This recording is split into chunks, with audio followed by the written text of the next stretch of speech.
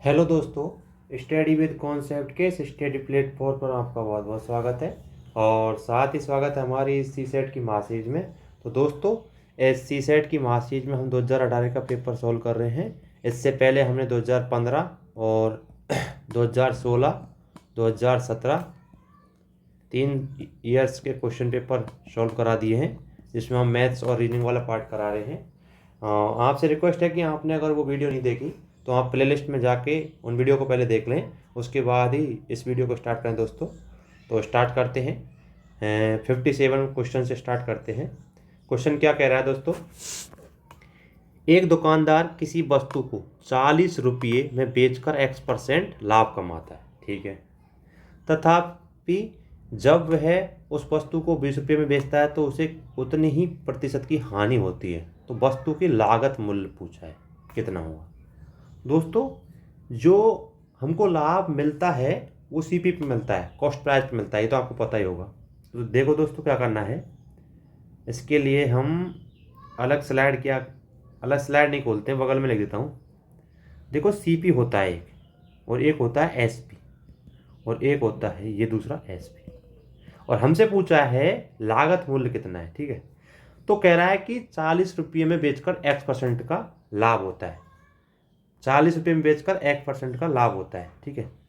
अब दोस्तों, यहाँ से ये बेचा, ठीक है, X% का से लाभ हो रहा है, ये कोई बेच रहा है और X% का लाभ हो रहा है 40 रुपये में, ठीक है।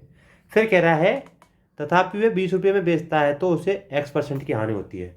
अगर वो 20 रुपये में बेचता है, 20 रुपये में बेच रहा है, ठीक है, तो उसे X% की हानि होती है, मतलब X% हानि हो रही है। तो कहने का मतलब क्या है दोस्तों? ये निकालना है हमको, सीपी निकालना है, लागत मूल्य निकालना है, ठीक है। अब दोस्तों करना क्या है, अगर X% का लाभ हो रहा है और X% की हानि हो रही है, तो देख लो आप, X% का लाभ माइनस करेंगे, और माइनस का मतलब माइनस X का मतलब यहाँ पे X% की हानि हो रही है। इसका मतलब यहाँ ये है, ठीक है, बराबर 40 माइनस 20। 40 क्यों किया? क्योंकि 40 में बेच रहा है, फिर वो 20 में बेच रहा है, ये माइनस किया, ये हो गया 2x। 2x कैसे होगा दोस्तों? x, ये x ये प्लस माइनस माइनस ये हो जाएंगे प्लस, बराबर इधर हो जाएगा 20, तो 2x बराबर 20, तो x बराबर हो जाएगा 10। इसका मतलब क्या होगा दोस्तों? 20 रुपये में बेच रहा है तो 10 रुपये और जुड़ जाएंगे, तो इसका मतलब ये हो गया 30 रुपये। अब देख लो आप, ये सीपी है ना, ये 30 होगा। 30 कैसे? देखो, 30 रुपये में अगर 30 की चीज़ को 40 में बेच रहा है, इसका मतलब 10% का हानि लाभ कमा रहा है। इसी प्रकार 30 की चीज़ को 20 में बेच रहा है, इसका मतलब 10% की हानि हो रही है। देख लो, X% हानि और X% लाभ, तो इसका आंसर आ गया दोस्तों सी, 30 रुपये। तो कहने का मतलब ये है, अगर हम किसी चीज़ को उसी में उतना ही परसेंट लाभ हो रहा है, उतनी परसेंट हानि हो रही है, तो इसे लिख लेना है पहले तो सीपी 10% पर लाभ पर बेच रहा है, तो परसेंट लाभ लिख दिया, और ये हो गया 40 रुपये, ये दे रखा है हमको। फिर वो उसी चीज़ को 20 रुपये में बेच रहा है, लेकिन वो X% की हानि कमाता है। अब X% का लाभ हो गया, माइनस और माइनस X क्यों लिखा है मैंने? क्योंकि इसलिए लिखा है दोस्तों, हानि हो रही है, हानि हो रही है, तो बराबर इधर 40 दे रखा है, इधर 20 दे रखा है, दोनों का अंतर 20, और x हो गया, ये इधर माइनस माइनस हो जाएंगे, प्लस हो जाएंगे, दोनों जुड़ेंगे जब, ये देखो ये माइनस था, ये भी माइनस था, लेकिन जुड़ेंगे जब ये 2x हो जाएगा। 2x बराबर 20, x बराबर 10। कहने का मतलब ये है, ये 30 रुपये हो गई, 20 रुपये की थी, 10 रुपये और जोड़ा, तब जाकर 10% की हानि हुई है। देख लो, 30 रुपये की है, ये 20 की हो गई, तो मतलब 10 रुपये का हानि। इधर देखो, 30 रुपये की चीज़ थी, 40 में बेची, मतलब X% का लाभ। दोनों में X% लाभ और X% हानि हो रहा है। बस इस प्रकार इसका आंसर है सी। तो नॉर्मल क्वेश्चन था दोस्तों, इसमें कोई टफ वाली बात नहीं थी। आपने अगर परसेंटेज वाला, लाभ एंड हानि वाला क्वेश्चन, मतलब वो चैप्टर पढ़े होंगे, उसका बेसिक पढ़ा होगा, तो इसमें कोई कठिनाई नहीं आएगी दोस्तों, वरना आपको ये समझ में मुश्किल आएगा। कहने का मतलब है, आपने चैप्टर जो भी है आपको बता रहे हैं, ये प्रॉफिट एंड लॉस का क्वेश्चन है दोस्तों, प्रॉफिट एंड लॉस का क्वेश्चन है, और आपने अगर इनका कॉन्सेप्ट पढ़ रखा है तो आपको समझने में कोई दिक्कत नहीं आएगी दोस्तों। आगे बढ़ते हैं 58। यदि आपको कोई क्वेश्चन समझ में नहीं आया तो कमेंट बॉक्स में जाके आप क्वेश्चन को बता दीजिए, संख्या लिख दीजिए, हम अगले जो भी चैप्टर आएगा, अगला जो भी हम वीडियो लाएंगे, उसमें आपको उसको सॉल्व करा देंगे दोस्तों, ठीक है। अगला क्वेश्चन क्या कह रहा है, किसी वृत्त की परिधि समान दूरी पर 24 बिंदु हैं, इनमें से शीर्ष के रूप में तीन बिंदुओं के समुच्चय में अधिकतम कितने समबाहु त्रिभुज बना सकते हैं। तो कहने का मतलब है, देखो कोई वृत्त है, ये हमने वृत्त मान लिया, ठीक है। अब इसमें कितने 24 बिंदु है, हम ऐसे गिन नहीं रहे, ऐसे करके टोटल आप कर लीजिए, ऐसे करके आप कर लीजिए टोटल।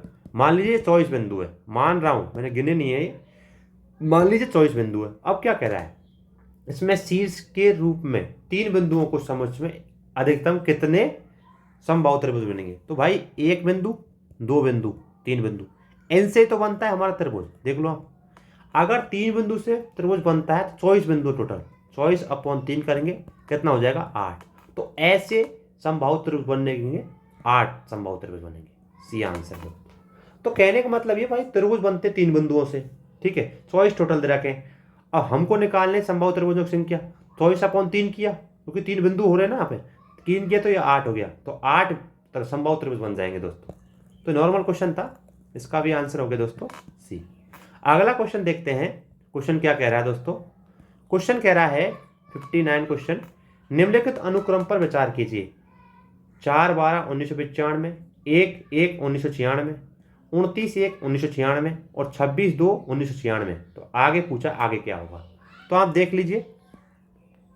देखो 4/12/1995, इसका मतलब क्या हुआ 4 दिसंबर 1995, ठीक है। अगला देखते हैं हम दोस्तों 1/1/1996, ठीक है, 1996 हो गया। इससे अगला 29/1/1996, इससे अगला 26/2/1996। अब दोस्तों अगला पूछा है, इससे अगला क्या होगा ये हमसे पूछा है। अब देखो दोस्तों 4/12/1995 का मतलब है 4 दिसंबर को 1995 से और 1 जनवरी 1996 के बीच कितने दिन हैं। तो डिफरेंस देखेंगे तो आप ये तो जानते होंगे कि दिसंबर का महीना 31 का होता है, ठीक है। अगर 4 ये हो गए तो ये कितना हो जाएगा, देखो 31 में से अगर 4 घटा देंगे हम तो दोस्तों ये हो जाएंगे 27। ये तो हो गए 27 दिन, और एक तारीख ये हो गई, तो ये कितने हो गए दोस्तों, इनमें अंतर कितने हो गया, अंतर देख लो आप, अंतर हो गया इसमें, डिफरेंस हो गया 28 का, 28 दिनों का। इसी प्रकार से देखिए आप 29/1/1996 और इधर दे रखा है 1/1/1996, ये भी अंतर हो गया 28 का।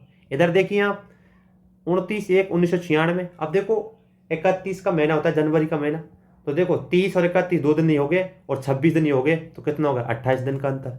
अब यहाँ देखने की बात वाली बात है कि 2 दे रखा है, 2 का मतलब यहाँ पे हो गया फरवरी। ये मेन चीज़ है यहाँ पे। अगर हमको ये निकालना है कि वो महीना 29 का है 28 का है, तो हम क्या करते हैं दोस्तों, हम जो वर्ष दे रखी है उसमें 4 का भाग देते हैं। तो 1996 में हम 4 का भाग देंगे।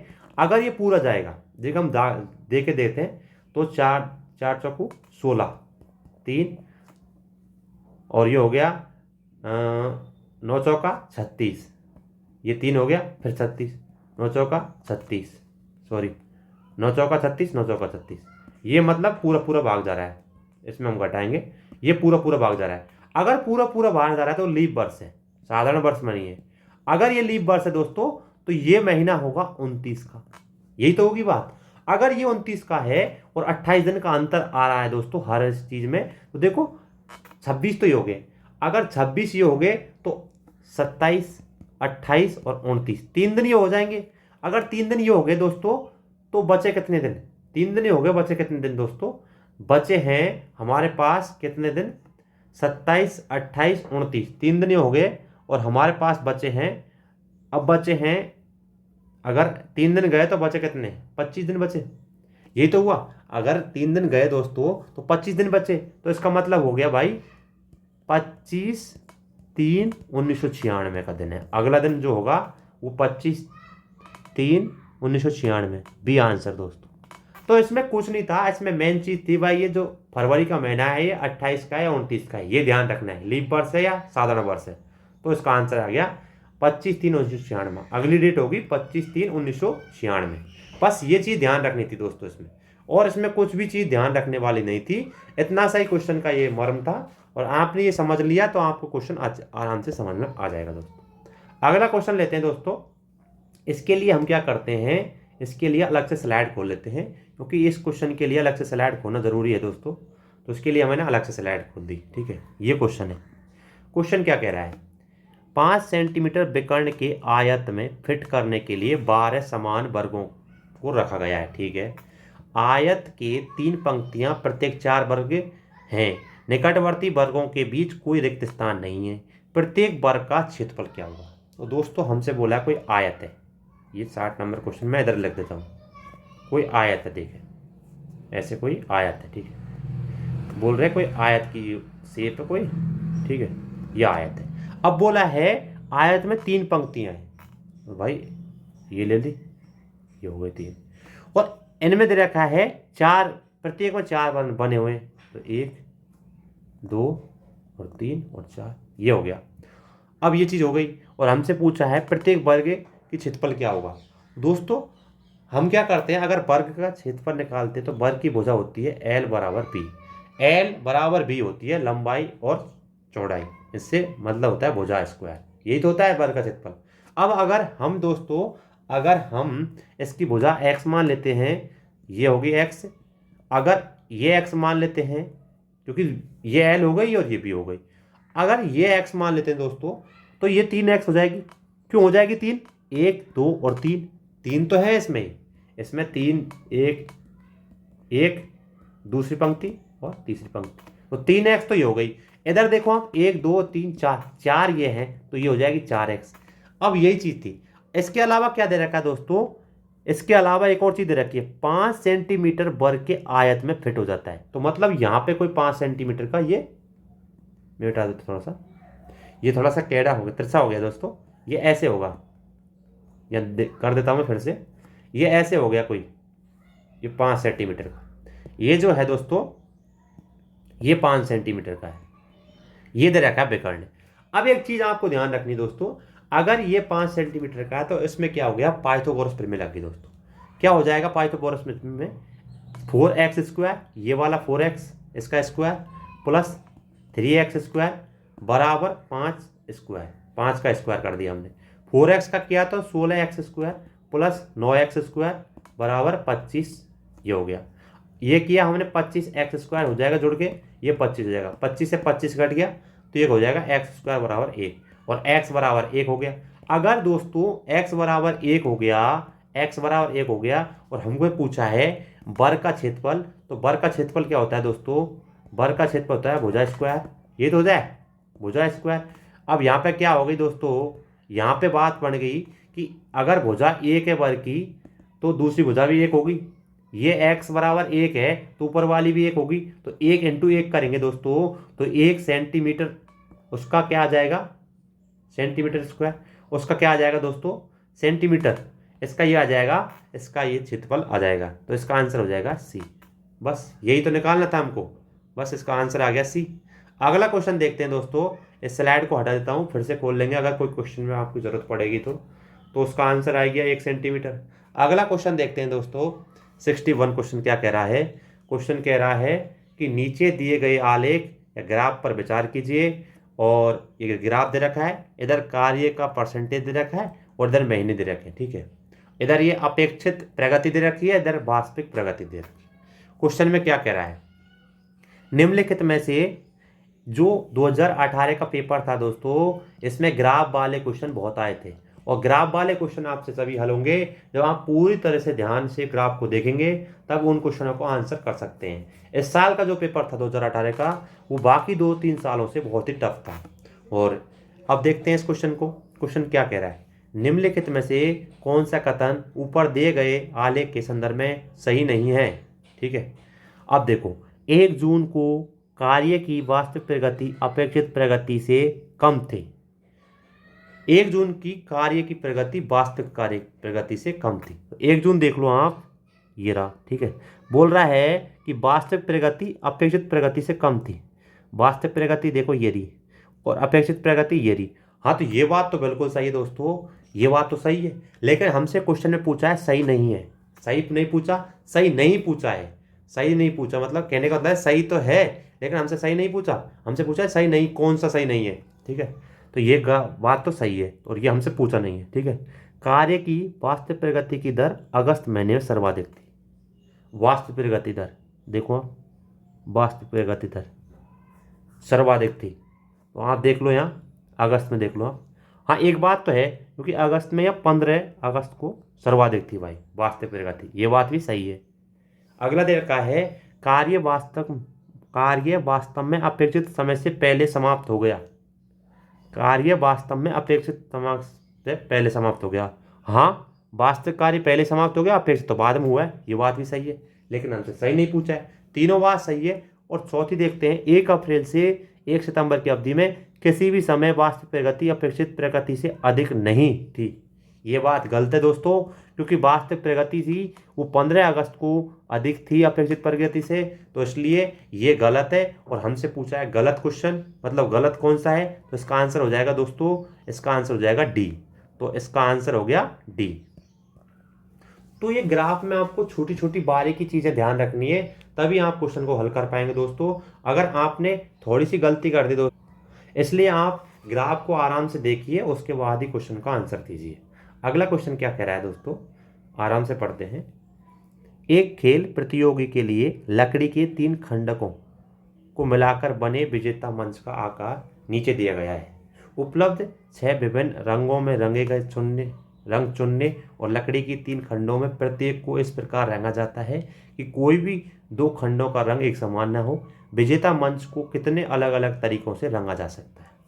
अब दोस्तों देखो, हम जब भी कोई प्रतियोगिता करते हैं तो हम 1 2 ऐसे देते हैं ना, उनके स्थान देते हैं, तो वही कहा है इसमें कि 6 खंड है। तो ऐसा कोई खंड नहीं होना चाहिए जो 2 खंडों के पहला खंड और दूसरा खंड समान रंग के खंड मतलब रंगे हो। तो दोस्तों 6 खंड है, तो 6 इनसे रंग दिया। अब इसकी जो जो जो रंग रंगा है, इसका एक रंग यहाँ रह जाएगा, तो बचेगा कितना, 5। ऐसे ही इसका एक ब्रुश यहाँ रह जाएगी, तो इसका कितना बचेगा, 4। तो कहने का मतलब है 6 × 5 × 4 करेंगे तो आएगा 120। तो 120 तरीके से हम उनको रंग सकते हैं। ये प्रोबेबिलिटी का क्वेश्चन था, प्रैक्ट का क्वेश्चन था, तो इस प्रकार इसका आंसर आ गया ए। ठीक है, ये कॉन्सेप्ट है, आपने अगर पढ़ा होगा तो आप आराम समझ में आ जाएगा, वरना इस समझ में नहीं आएगा ये। ठीक है, तो ये प्रैक्ट वाला क्वेश्चन था, प्रोबेबिलिटी वाला, सिंपली क्वेश्चन था, ज़्यादा टफ नहीं था। अगला क्वेश्चन देखते हैं दोस्तों। क्वेश्चन क्या कह रहा है, नीचे दी गए आलेख या ग्राफ पर विचार कीजिए और जिसमें किसी देश की जन्म दर और मृत्यु दर दी गई है, उसके आगे आने वाली 2 प्रश्नों के उत्तर दीजिए। अब देखो, ये जन्म दर दे रखी है और ये मृत्यु दे रखी है, ये बरस दे रखा है एक्स अक्ष पर, ये वाई अक्ष पर, वहाँ पर वो दे रखी है जन्म दर और प्रति हजार में। ठीक है, अब क्वेश्चन क्या कह रहा है, आलेख को देखकर यह निष्कर्ष निकाला जा सकता है कि 1990 और 2010 तक, दोनों की बात कर रहा है, 1990 यहाँ से और 2010 तक, क्या निष्कर्ष निकालना है। तो दोस्तों क्या कर रहा है, जनसंख्या की वृद्धि दर बढ़ी है। अब देखो, हमको जन्मदिन दे रखी है और मृत्यु दर दे रखा है, 2 दे रखे हैं। हमको जनसंख्या का कोई आंकड़ा नहीं दिया गया है यहाँ पे।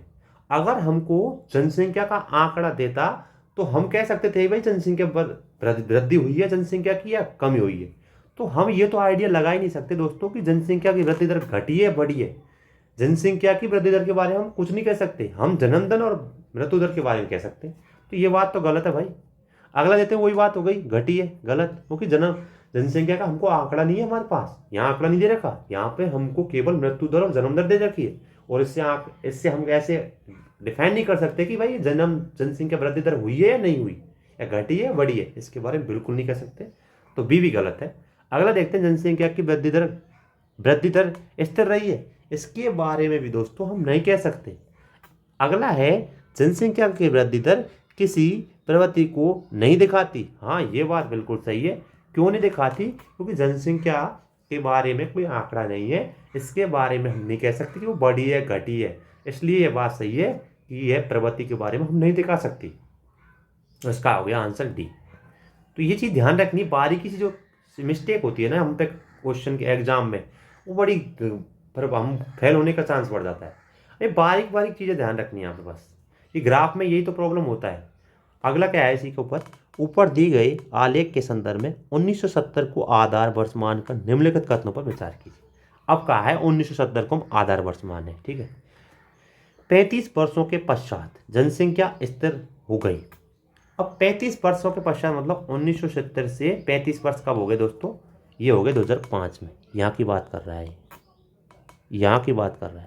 हमसे बोला है 35 वर्षों के पश्चात जनसंख्या स्थिर हो गई, ये बोला है हमसे। तो 35 वर्षों के बाद जनसंख्या स्थिर हो गई, ये तो हम नहीं कह सकते। वही बात आ गई फिर से जो मैंने अभी बताया आपको, जनसंख्या के बारे में तो नहीं कह सकते ना, ये बात गलत है। अब दोस्तों ये बात गलत है, अगला देखते हैं। 35 वर्षों के पश्चात जनसंख्या वृद्धि दर स्थिर हो गई। जनसंख्या वृद्धि दर या जनसंख्या के बारे में बोला था यहाँ ये मैं बोला है ना फर्स्ट में, ये जनसंख्या के बारे में बोला है, वृद्धि दर के बारे में नहीं बोला था। ये जनसंख्या के बारे में बोला था, ये तो गलत हो गई। 35 वर्ष के पश्चात जनसंख्या वृद्धि दर स्थिर हो गई। देखो आप 35 वर्ष के बाद 2005, और यहाँ देखो हाँ ये स्थिर हो गई। देखो यहाँ आंकड़े दिख रहे होंगे आपको, स्थिर हो गई, यहाँ से ना बढ़ रही है ना घट रही है। ये बात तो सही है। अगला क्या कह रहा है, पहले 10 वर्षों में मृत्यु दर 10% की गिरावट हुई। अब देखो पहले 10 वर्षों में कहने का मतलब है 1970 तो ये हो गया, इसका मतलब क्या हो गया, ये 25,000 है। और यहाँ देखते हैं हम 1990-88 में या कहीं 21 के है। अगर ये 1921 के है, इसका अंतर कितने का हुआ दोस्तों, 25। 1970 में कितना है, 25,000, और 1980 में कितना है, 21,000। यही तो है। अब देखो अंतर देखो, अगर 25 ये हो गया तो ये 4 हो गया, अपॉन में 25 किया इंटू 100 किया, ये हो गया 4, 4 चौको 16% की गिरावट आई है, ना कि 10% की। तो इस प्रकार ये तो गलत हो गया। अगला देखते हैं दोस्तों, अगला क्या कह रहा है। यहाँ आपको लॉजिक छोटी छोटी चीज़ें ध्यान रखनी है दोस्तों। यहाँ मैंने बनाया है नहीं, आपको ध्यान रखनी है और आराम से वीडियो को देखना है पॉज करके, तभी आपको चीज़ें समझ में आएंगी। अगला कह रहा है 35 वर्षों के बाद जन्म दर स्थिर हो गई। हाँ जन्म दर स्थिर हो गई, देख लो 35 वर्षों पर।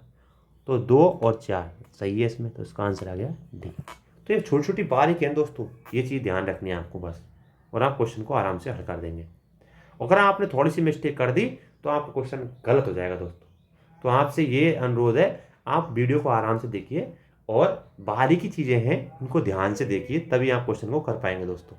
अगला क्वेश्चन क्या दे रखा है, ए और बी एक फर्म है और श्रमिकों के प्रति वर्ष औसत प्रति घंटा आय ई निरूपित की गई है। देख लो ई निरूपित की गई, यहाँ बढ़ते रखे। इसी प्रकार बी चित्र दे रखा है, इसमें भी ऐसे दे रखा है। चित्रों में यह दिखाया जा सकता है कि, क्या देखा जा सकता है कि भाई, क्या देखा जा सकता है कि ई के मूल्य अलग अलग है। अब देखो आप क्वेश्चन क्या कर रहा है, ई के मूल्य अलग अलग है, ई ये रहा और ई ये रहा। भाई मूल्य देखो 10, 20, 30, 40, देख लो यहाँ पे भी 10, 25, 30, 37 और 40। यहाँ पे मतलब ये भी 15 है, ये भी 25 है, ये सब है मतलब समान है। और उसमें क्या दे रखा है, अलग अलग है, ये बात गलत है। ई के प्रतिशत अधिकतम और न्यूनतम अंतर अलग अलग है, भाई बिल्कुल नहीं है, देखो ये भी बात गलत है। अगला दे रखा है दोस्तों, आलेख की प्रवणता समान है। हाँ ये बात बिल्कुल सही है, देख लो आप प्रवणता समान है, देख लो एक चीज में पढ़ रहे हैं, ये बात तो बिल्कुल सही है। ई की वृद्धि दर अलग अलग है, भाई ई की वृद्धि दर अलग अलग कहाँ पे, यहाँ देख लो आप समानित है, तो ये भी बात गलत है। तो इस प्रकार इसका आंसर आ गया सी। नॉर्मल क्वेश्चन है दोस्तों, आप अगर करेंगे तो आराम से हो जाएंगे दोस्तों, ऐसी कोई बड़ी बात नहीं है क्वेश्चन में। बस आप क्या है कि ग्राफ को देखकर डर मत जाना बस। और एग्जाम में कैसे भी क्वेश्चन पूछे जा सकते हैं ग्राफ को लेकर, कैसे भी आप पहले से प्रैक्टिस में रखिए, ताकि आप जब क्वेश्चन वहाँ पे करें एग्जाम में तो आपको कोई घबराहट ना हो। और वैसे भी जीएस फर्स्ट के बाद होता है पेपर, थोड़ा घबराहट होती है दोस्तों, इसलिए आपसे अनुरोध है कि आप प्रीवियस ईयर क्वेश्चन को बार बार सॉल्व कीजिए और उसमें मेथड देखिए, भाई कौन सा मेथड लग रहा है, कैसे लग रहा है, ऐसे हल कीजिए, बस क्वेश्चन हो जाएगा। अगला दे रखा है, नीचे दिए गए चित्रों पर विचार कीजिए। चित्र दे रखे हैं उन पर विचार करने की बोलिए। प्रश्नवाचक चिन्ह के स्थान पर उपयुक्त में से आने वाला सही उत्तर क्या है। अब चीज देखी होगी आपने, भाई 3 देखो पहली रो में और वही अगली रो में है, यही है। अब हमसे पूछा इस प्रश्नवाचक के चिन्ह के यहाँ क्या हुआ। अब दोस्तों एक चीज देखी होगी आपने, यहाँ बिंदु वाला है, यहाँ ये ऐसे वर्ग वाला है और यहाँ ये तीर वाला है, ये है। बस इसमें अंतर ये हो गया भाई, ये 2 वाला है, ये 3 वाला है, ये 4 वाला है। इसमें यहाँ हो गया ये 4 वाला है, 2 वाला है, 3 वाला है। इसमें देखा 3, 4, तो एक चीज तो आ गई भाई, यहाँ ये नीचे तो ये होगा ये वाला, ये। और एक चीज एक और आ गई, यहाँ पे देखो, यहाँ पे ये है, तो देख लो यहाँ पे ये है, तो यहाँ पे ये है और यहाँ पे ये, देख लो आप यहाँ पे ये, यहाँ पे ये, तो यहाँ तक ये आ रही है, ये आ रही है, तो बचा क्या, ये बचा है। अब एक चीज़ और आ गई कि भाई इधर ये होना चाहिए, तो देखो इन तीनों में देखो ये नहीं हो सकता, ये नहीं हो सकता, ये नहीं हो सकता, अब यही बची है और 2 सांखें चाहिए, तो इसका आंसर आ जाएगा ए। ये लॉजिक क्वेश्चन है दोस्तों, भाई मैं फिर से बताता हूँ, क्वेश्चन में क्या दे रखा है भाई, 3 चित्र दे रखे हैं, एक बिंदु वाला, एक आयत या वर्ग वाला, एक ये इधर की इधर क्रॉस वाला, और नीचे ये दे रखे हैं दोस्तों, और नीचे दे रखे हैं भाई कि ये 3 डंडे, 4 डंडे, 2 डंडे, कुछ भी दे रखा है जैसे। अब हम देखो यहाँ पे देखते हैं, हम चित्र तो वही है, ये वाला हो गया, ये वाला हो गया, बचा क्या, ये बचा। और फिर ये नीचे का बिंदु कितने बचे दोस्तों, नीचे के बचे हैं भाई 2, 2 बचे हैं, देख लो आप, तो ए में बचे हैं, देख लो आप, तो ये आंसर है। तो लॉजिक क्वेश्चन था, इसमें कोई नई बात नहीं थी, बस आपको समझना है दोस्तों। चीज़ों को आप अगर समझ गए दोस्तों, तो आप बहुत ही आराम से कर देंगे हाल इस क्वेश्चन को। क्वेश्चन कोई टफ नहीं है, बस आप समझने चाहिए चीज़ों को। और ग्राफ वाले क्वेश्चन बड़े इजी होते हैं, आप ग्राफ को समझ गए तो आप क्वेश्चन को भी आराम से हल कर देंगे। अगला देखते हैं दोस्तों, 67 क्वेश्चन क्या कर रहा है, निम्नांकित चित्रों ए और बी पर विचार कीजिए। ए दे रखा है और बी दे रखा है। क्रम से ए और बी किसी उत्पाद की निर्माण लागत, प्रेक्षित बिक्री दिखाई गई है। कम से कम कितने आगतों का निर्माण करना चाहिए ताकि लाभ हो ना हानि हो। तो कहने का मतलब है ऐसी कितनी बिक्री करें कि नो प्रॉफिट और नो लॉस हो। तो कब होगा ये, जब हम जो चीज़ खरीदी है उसी पर हम बेचते चीज़ों को, यही तभी तो होगा। अब देखो आप एक चीज़ देख रहे होंगे, 1000 की चीज़ को देखो, ये 1000 में बेच रहा है, कितना हो गया दोस्तों, ये 1000 इंटू हम करेंगे 5 से, मतलब ये होगा 6 लाख। ठीक है, इधर आप देखो, ये 2 से गुणा करेंगे तो ये होगा 7 लाख। ये देखो आप, ये 8 लाख। ये तो ऊपर हो गया जो हमको दे रखा है 1000, 2000, 3000 वाला। इसी प्रकार इसमें देखिए, 4 से करेंगे तो 4 लाख, ये 2000 से गुणा करेंगे 350 को तो ये 7 लाख। अदर हम देखेंगे दोस्तों, ये 9 लाख। अब एक चीज़ देखो आप, ये लाख में दे रखा है ना इसलिए दे रखा है मैंने।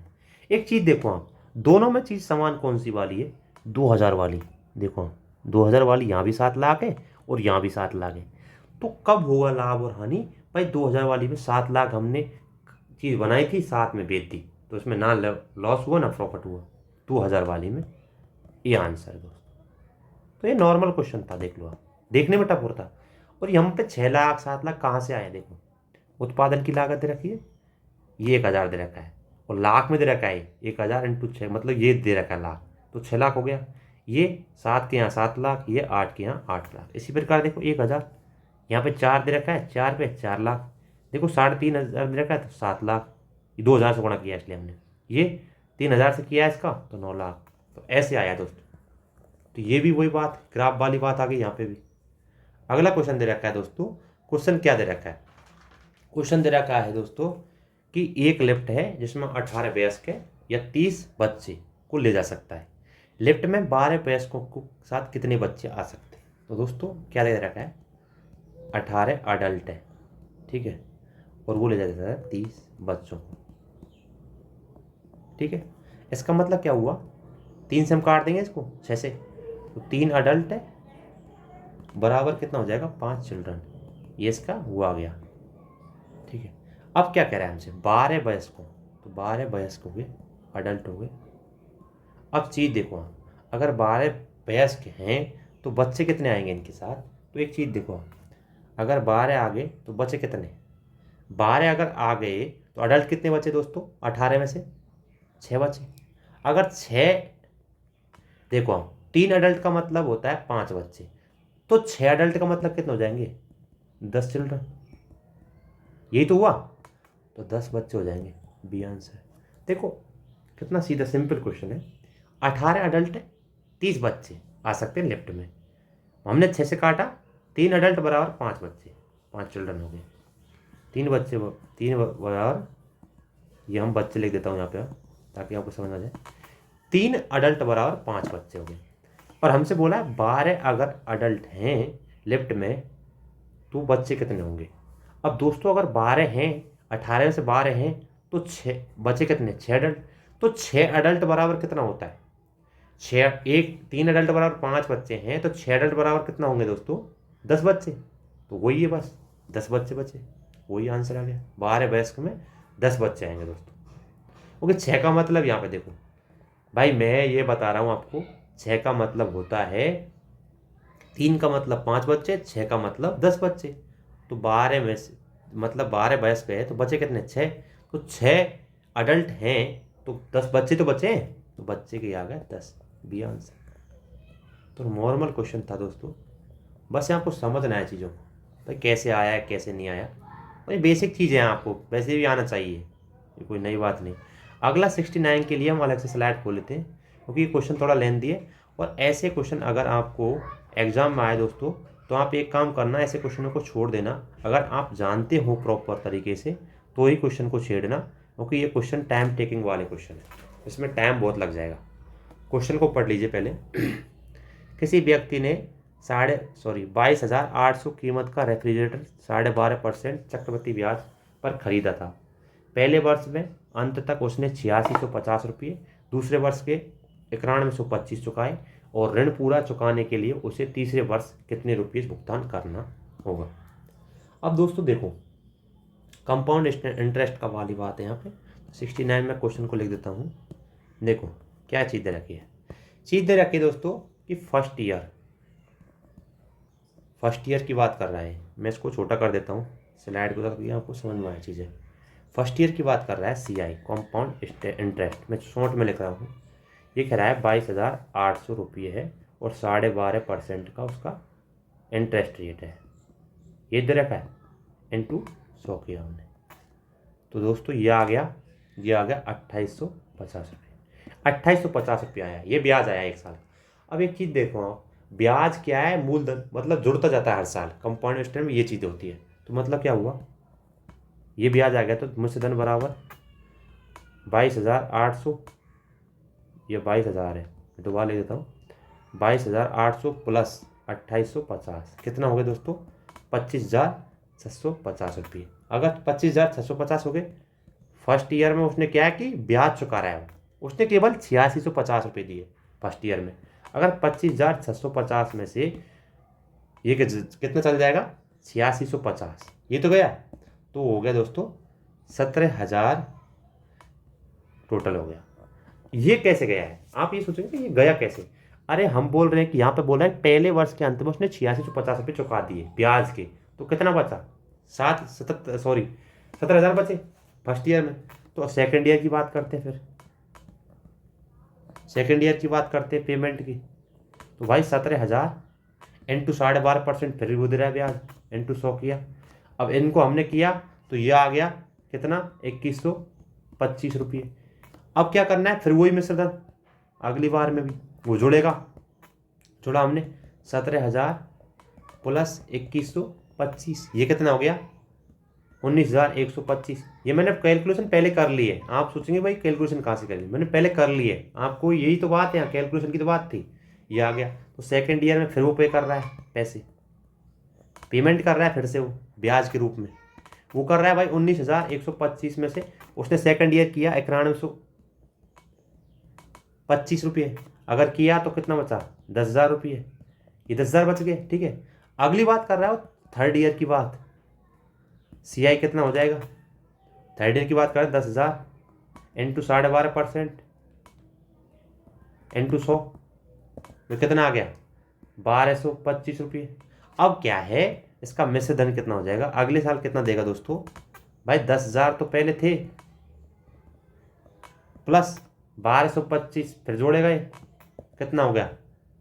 ये हो गया 11,250 रुपये। ये 11,250 रुपये। इसे मल्टीपल करेंगे तो आएगा ये, तो इसका मतलब क्या हुआ? 11,250 रुपये बचे। और यही चीज़ यहाँ पर आ रही है। तो शायद ये ना, ये यहाँ गलती हो गई मेरे से, ये आ रहा है 25 नहीं, ये 50 आ रहा है। आप करेंगे तो यही आएगा। तो ये हो गया दोस्तों 11,250 रुपये, वो तीसरे ईयर में देगा। तो ये क्वेश्चन बड़ा टफ इसलिए था। देखो फर्स्ट साल किया उसने, इंटरेस्ट लगाया 22,800 रुपये कीमत पर 12.5% किया, तो हमने 2850 आ गया। 2850 आया मिश्र धन, तो 22,800 प्लस 2850 किया तो 25,650, ये मिश्र धन आ गया। फर्स्ट ईयर में क्या किया उसने 8650 रुपये ब्याज के रूप में दे दिए बंदे को, तो हमने वो घटा दिया, फिर वो 17,000 हुआ उसका फिर से आ गया उसका 17,000 इंटू फिर 12.5% किया हमने सेकंड साल में, तो आ गया 2125 रुपये। अगर 2125 रुपये आया तो फिर हमको इसमें जोड़ा तो ये आ गया 19,125। फिर सेकंड ईयर में वो कर रहा है 9125 रुपये चुका रहा है, उसको घटाया 10,000, फिर 10,000 इंटू 12.5% किया तो ये आ गया है 1,250 रुपये। तो तीसरे साल में कितना देगा टोटल, वो देगा 11,250 रुपये। इसका डी आंसर आ गया। तो नॉर्मल क्वेश्चन था ये भी, बस आपने अगर कंपाउंड इंटरेस्ट और सिंपल इंटरेस्ट वाले जब चैप्टर पढ़े होंगे, कॉन्सेप्ट पढ़ा होगा दोस्तों, तब जाके इन क्वेश्चन को करेंगे आप, वरना आपसे ये क्वेश्चन नहीं हो पाएंगे। तो छोटा सा क्वेश्चन था, बाकी क्वेश्चन इतना लेंदी नहीं था। अगला क्वेश्चन भी देखते हैं दोस्तों। 70 नंबर क्वेश्चन क्या कह रहा है, निम्नलिखित निम्नकांत चित्रों पर विचार कीजिए। ऊपर 1 और 6 तक में कुछ नियमित दिशाओं में स्थितियां बदलते हुए दिखाई गई हैं। उसी अनुक्रम का अनुसरण करते हुए इन दिए गए चित्रों के अनुसरण में सातवां क्या आएगा, सातवां चित्र क्या आएगा। तो चीज़ देखो क्या दे रखा है। एक चीज़ दे रखी है दोस्तों, ये चीज़ है ना, ये वाला इधर आ रहा है और ये वाला दोस्तों, एक चीज़ बताता हूँ, देखो ये वाला है, देखो यहाँ देखो, यहाँ था, यहाँ से यहाँ आया, और ये वाला है, ये यहाँ से यहाँ आया है, ये यहाँ से आया और ये यहाँ से आया है। देख लो आप, ये आयत यहाँ से आ रहा है, फिर यहाँ आ गया, और ये वाला इधर चल रहा है, देख लो आप, यहाँ आ गया, इसमें फिर यहाँ आ गया, देख लो, फिर यहाँ आ गया ये वाला, फिर यहाँ आ जाएगा, देख लेना आप, ये आ गया, फिर यहाँ आ गया ये। इसका मतलब क्या हुआ, त्रिभुज एक तो यहाँ आएगा, ठीक है, एक तो यहाँ आएगा, ये बात तो हो गई। अब इसको देखो आप, इसको आयत को देखो, त्रिभुज एक तो यहाँ आएगा, अगला वाला जो आएगा एक तो यहाँ आएगा, है ना। अब देखो इसको आयत को देखो, ये यहाँ आ रहा है, यहाँ आ गया, यहाँ से यहाँ आ गया, यहाँ से यहाँ आ गया, अब यहाँ से यहाँ आ जाएगा, देखो ये आ गया, इसका मतलब यहाँ से यहाँ आ गया। अब इसका मतलब क्या हुआ, यहाँ वाला है ना, अब यहाँ आएगा, तो कहने का मतलब यहाँ ये आएगा। तो क्या होगा दोस्तों, त्रिभुज यहाँ आएगा, देख लो, और ये वाला आयत यहाँ आएगा। इसका आंसर आ गया। ये नॉर्मल क्वेश्चन है, आप देखो लॉजिक लगाओ भाई, इसका पैटर्न क्या चल रहा है, ये चीज़ देखनी है हमको। यहाँ पे बी आंसर आ गया दोस्तों, लो इसका आंसर आ गया बी। अब देख लो, बड़ा सिंपल क्वेश्चन था, समझने की बात है दोस्तों। अगर आपको चीज़ समझ में आ रही है तो आप लॉजिक लगा रहे हो, और ये लॉजिक कब आएगा दोस्तों आपके दिमाग में, जब आप प्रैक्टिस कर रहे हैं ज़बरदस्त। बिना प्रैक्टिस के नहीं आएगा ये। आप सोच रहे मैं ऐसे कैसे कर रहा हूँ, मैंने प्रैक्टिस की तब जाके क्वेश्चन कर रहा हूँ यहाँ पे, ठीक है। अगला क्वेश्चन देखते हैं दोस्तों। क्वेश्चन क्या कह रहा है, निम्नांकित आलेख पर विचार कीजिए। आलेखों में दिए गए वक्र कुछ दशकों की अवधि दो देशों ए और बी की जनसंख्या विभिन्न आयु वर्गों को प्रदर्शित करती है। ये दे रखा है ए और बी वाली। उपयुक्त आलेख के संदर्भ में निम्नलिखित कथनों में से सर्वाधिक तार्किक और तर्कसंगत निष्कर्ष निकाले जा सकते हैं। अब देखो इसमें क्या दे रखा है, 15 वर्ष से कम वाले 15 से 64 तक और 64 प्लस। तो यहाँ पर हम लिख देते हैं ये 64 प्लस है, ठीक है। ये लिख देते हैं भाई, ये 15 से और 64 के बीच में है। बचा कौन सा, ये, तो ये 15 से कम के बीच में है, मतलब 15 से कम आयु एज वाले हैं, ठीक है। पूछा क्या है, पिछले ढाई दशकों में देश के बी के निर्भरता अनुपात में कमी आई है। पिछले 2.5 वर्षों की बात कर रहा है, पिछले 2.5 वर्षों में बी के निर्भरता अनुपात में कमी आई है। अब दोस्तों देखो, अगर ये चीज़ हो रहा है 2.5 वर्षों का मतलब है यहाँ वाला, पिछले 2.5 का मतलब 2025 से और 50 के बीच, ये बात कर रहा है। अब एक चीज़ देखो, आपको क्या दिख रहा है भाई, कह रहा है कि बी के निर्भरता अनुपात में कमी आई है। देखो ये बात तो, ये इस बारे में हम क्या कह सकते हैं बात दोस्तों, इस बारे में कह सकते हैं, हाँ ये बात तो सही है कि जो कार्यशील जो जनसंख्या है ना, ये बढ़ी है। इसका मतलब क्या हुआ, कार्यशील जनसंख्या कितने एज की है, 15 से और 64 के एज की है, आपको पता ही है इस बात का, ये मैंने ऊपर बता ही रखा है। और बी के बारे में बात कर रहा है, हाँ ये बात सही है भाई कि निर्भरता में कमी तो आई है, ये बात तो सही है। अगला देखते हैं, अगले 2.5 दशकों के अंत में देश के ए का निर्भरता अनुपात बी की निर्भरता अनुपात की तुलना में कम हो जाएगा। अगले 2.5 वर्षों में, अगले 2.5 वर्षों की बात कर रहा है, 2050 से 75 के बीच, 2075 के बीच में, अगले आगे की, कह रहा है कि अगले 2.5 वर्षों के अंत में देश ए की निर्भरता अनुपात यदि बी की निर्भरता अनुपात के तुलना में कम हो जाएगा। भाई इसके बारे में तो हम कह ही नहीं सकते, आगे के बारे में कैसे कह सकते, आगे के बारे में नहीं कह सकते दोस्तों। तो इस प्रकार इसका ये वाला गलत हो जाएगा, आगे के बारे में नहीं कह सकते हम। अगला क्या कह रहा है, अगले 2 दशकों में ए की तुलना में बी की कुल जनसंख्या के सापेक्ष कार्यशील जनसंख्या बढ़ जाएगी, ए की तुलना में बी की कार्यशील जनसंख्या। अब देखो बी की कार्यशील जनसंख्या देखो वहाँ पे आगे की 2.5 दशकों की बात कर रहा है। हाँ ये तो बढ़ेगी, देखो आप इधर देखो आप ऐसे करके तो बढ़ रही है, जबकि ए की देखो आप ये घटती जा रही है, मतलब ये कम होगी। हाँ ये बात बिल्कुल सही है कि वो बढ़ेगी, तो इसका मतलब क्या हुआ 1 और 3 सही है, तो इसका ऑप्शन कौन सा है, सी। ये आ गया इसका आंसर सी। अब देख लो नॉर्मल क्वेश्चन थे। अब कार्यशील जनसंख्या आश्रित जनसंख्या, इसके बारे में तो आपने जो इकोनॉमी में पढ़ाई होगा भाई। कार्यशील जनसंख्या कौन सी होती है, जो 15 एज से और 64 वर्ष की एज के बीच में जो जनसंख्या होती है वो कार्यशील होती है, और 64 प्लस ये सीनियर सिटीजन होते हैं, 15 से कम होते हैं बच्चे होते हैं, और सीनियर सिटीजन और बच्चे आश्रित होते हैं। ये तो आपने उसमें पढ़ाई होगा। अगला क्वेश्चन देखते हैं 72 क्या कह रहा है, लक्ष्मी, उसका भाई, उसकी पुत्री और उसका पुत्र बैडमिंटन खिलाड़ी है, ठीक है। तो हम लिख लेते हैं यहाँ पे एक चीज़, क्या लिख लेते हैं, लक्ष्मी का भाई खुद लक्ष्मी की डॉटर और लक्ष्मी का सन। लक्ष्मी का भाई का मतलब है एल पॉइंट बी किया हमने, लक्ष्मी एल से की डिनोट कर दी, एल एस का मतलब है लक्ष्मी का पुत्र, और एल डी का मतलब है एल पॉइंट डी का मतलब है यहाँ पे डॉटर लक्ष्मी की, ठीक है। फिर क्या कह रहा है, लक्ष्मी का भाई उसकी पुत्री के नेट के पार ठीक सम्मुख खड़ा है। लक्ष्मी का भाई, अब देखो नेट, भाई आप जानते ही हो जब बैडमिंटन खेलते तो युगल होते हैं, मतलब 2 जोड़ा होता है, ठीक है, 2 बंदे ही साथ में खेल सकते हैं ना, मतलब ये टोटल 4 जने यहाँ पे, ठीक है। कह रहा है लक्ष्मी का भाई, ये देखा यहाँ पे लक्ष्मी का भाई उसकी पुत्री के नेट के सम्मुख खड़ा है, यहाँ कहीं लक्ष्मी है, लक्ष्मी का भाई उसके सम्मुख, लक्ष्मी का भाई उसकी पुत्री के नेट के पास खड़ा है, लक्ष्मी का भाई उसकी पुत्री डॉटर के सम्मुख खड़ा है। हाँ बिल्कुल है, यहाँ लिख देते हैं हम डॉटर के, डी से डोनेट कर दिया। उसका पुत्र सबसे खराब खिलाड़ी के सहोदर से नेट के पार विमुख विकर्ण पर खड़ा है। उसका पुत्र लक्ष्मी का सन सबसे खराब खिलाड़ी के सहोदर नेट के पार विकर्ण पर खड़ा है, तो हम मान लेते हैं इसको, देख लेते छोड़ दो। अगला देखते हैं सबसे अच्छा खिलाड़ी और सबसे खराब खिलाड़ी ए की तरफ में है, तो सबसे अच्छा खिलाड़ी ए की तरफ है, तो ये लक्ष्मी मान लेते हैं। अब क्या कर रहा है वो, उसका भाई उसका पुत्र उसके खराब खिलाड़ी सहोदर के निकट विकर्णता है, देखो तो यहाँ पे कहीं है इसका, ये हो जाएगा लक्ष्मी का भाई। अब देखो दोस्तों, ये तो हो गया है सबसे अच्छा खिलाड़ी, और ये हो गया है इसका भाई है तो सबसे अच्छा खिलाड़ी, और लक्ष्मी है सबसे खराब खिलाड़ी। हमसे पूछा है सबसे अच्छा खिलाड़ी कौन है, तो लक्ष्मी का भाई है दोस्तों, इसका आंसर ये हो जाए।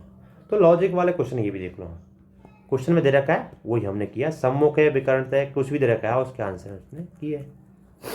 और नेट में आपको पता ही है जब खेलते तो 2-2 जोड़ा होता है, ठीक है। अगला क्वेश्चन देखते हैं क्या कह रहा है।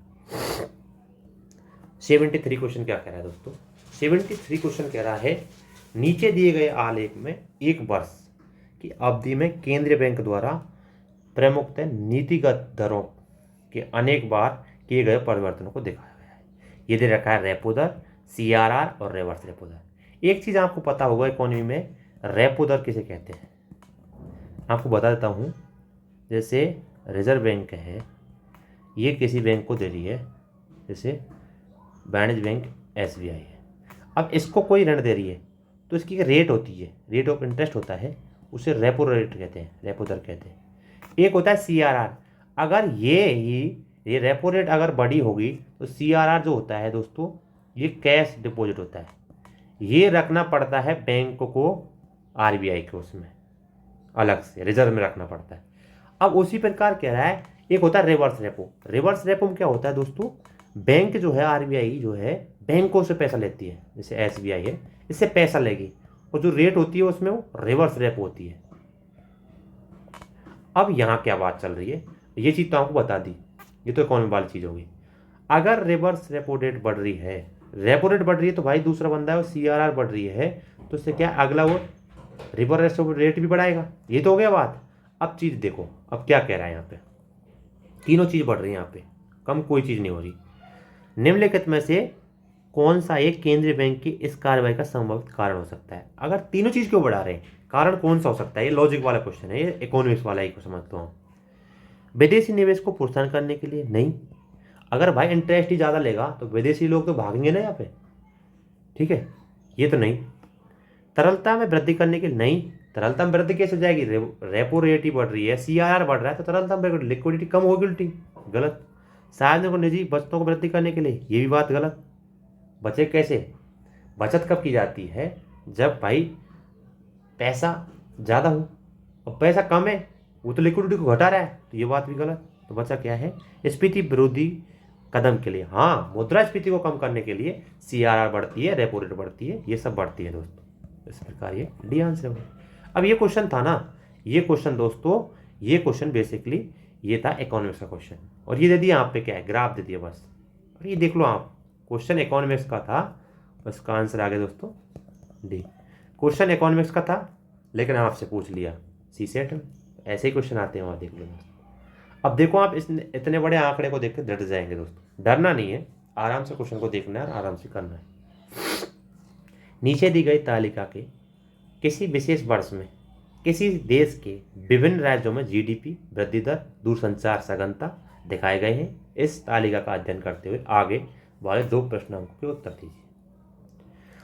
ऊपर दी गई तालिका, मैं इसे नीचे लेता हूँ, ऊपर दी गई तालिका के संदर्भ में निम्नलिखित में से कौन सा सर्वाधिक तार्किक और तर्कसंगत निष्कर्ष निकाला जा सकता है। क्या कह रहा है दोस्तों, निकाला क्या क्या निकाला जा सकता है इसका निष्कर्ष, ये बोला है हमसे, ठीक है। तो दोस्तों क्या कह रहा है, उच्चतर प्रति व्यक्ति आय सामान्यतः उच्च दूर संचार सघनता में संबंध होती है।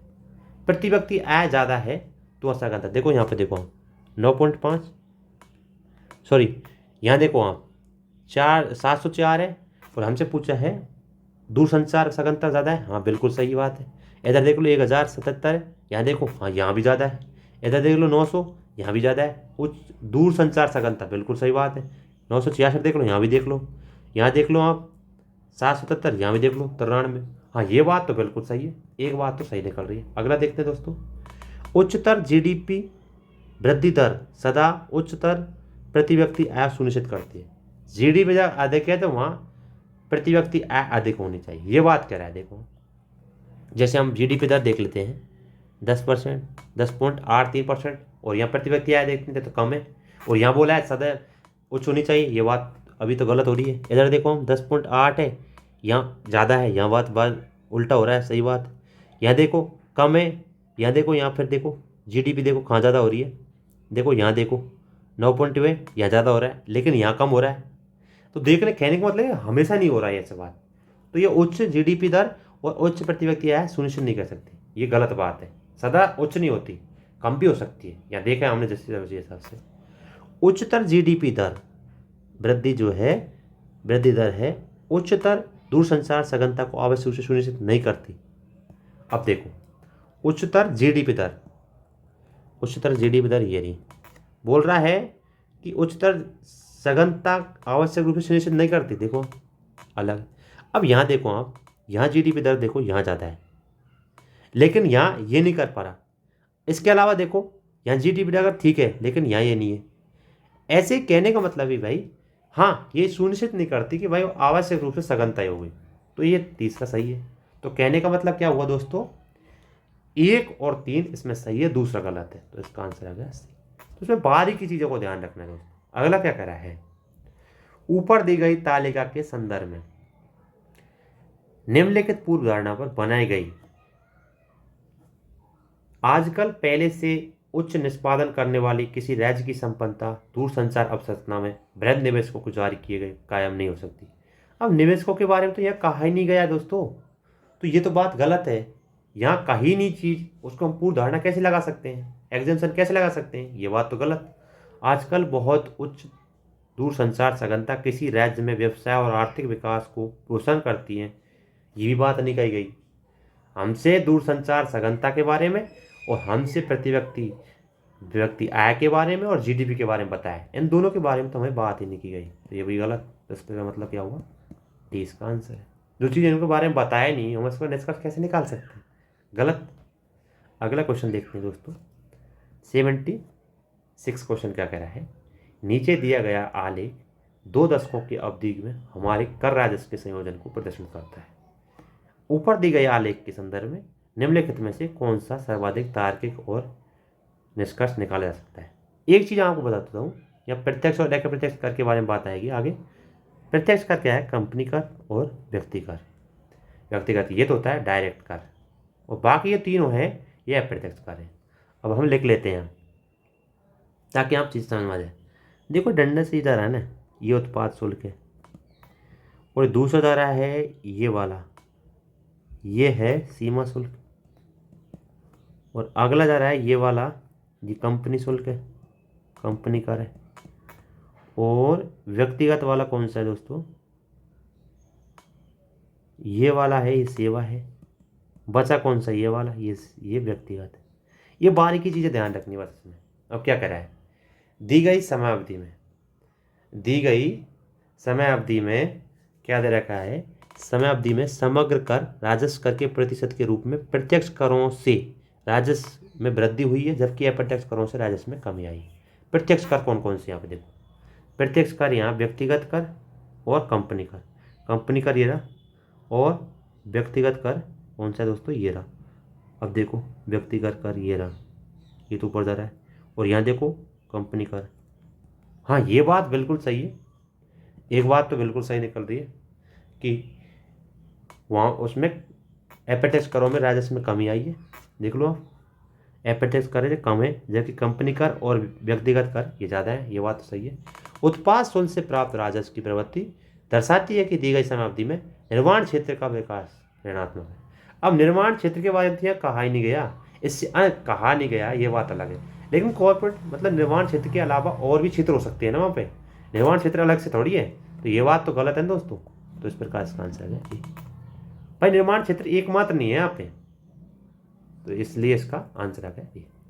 अगला क्वेश्चन देखते हैं दोस्तों।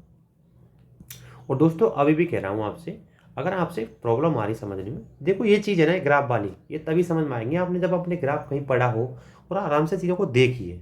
ग्राफ में चीज़ें रखी उसके हिसाब से ही क्वेश्चन का आंसर निकाल रहा हूँ, अलग से कुछ नहीं निकाला मैंने, बस ग्राफ को ध्यानपूर्वक देखिए दोस्तों, क्वेश्चन का आंसर निकल जाएगा। अगला क्वेश्चन देखते हैं 77। यदि x माइनस वाई बराबर 8 है तो निम्नलिखित में से कौन सा कथन सत्य होना चाहिए। x और y किसी भी मान के लिए x और y धनात्मक होना चाहिए। भाई x का मान लिया हमने 6, y का मान लिया 2, धनात्मक होने चाहिए। x प्लस मतलब 6 प्लस 2 8, भाई ऋणात्मक भी तो हो सकता है ना, तो ये बात तो गलत है, जरूरी नहीं है कि धनात्मक होना चाहिए।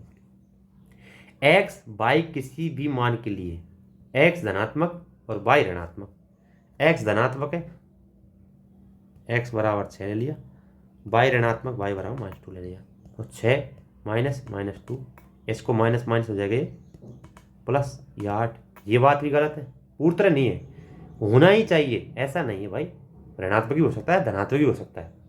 x y किसी भी मान के लिए x ऋणात्मक होना चाहिए, x का मान -10 ले लिया और y का मान 2 ले लिया, तो -10 -2, ये इधर लिया, ये माइनस माइनस, ये एक मिनट रुको, ये माइनस हो गया, जैसे देखो 10 माइनस ये हो गया, माइनस माइनस ये प्लस हो जाएगा, माइनस था माइनस माइनस 10, ये जो था ना सॉरी, x का मान यहाँ पे अगले में रखता हूँ मैं -8, ये बोला क्या है सॉरी, यहाँ देखता हूँ x का मान धनात्मक होना चाहिए, x का मान धनात्मक हमने x बराबर 8 रख लिया, और x का मान ऋणात्मक, सॉरी मैं थोड़ा सा कन्फ्यूजन हो गया इसमें, y बराबर 2 रख लिया।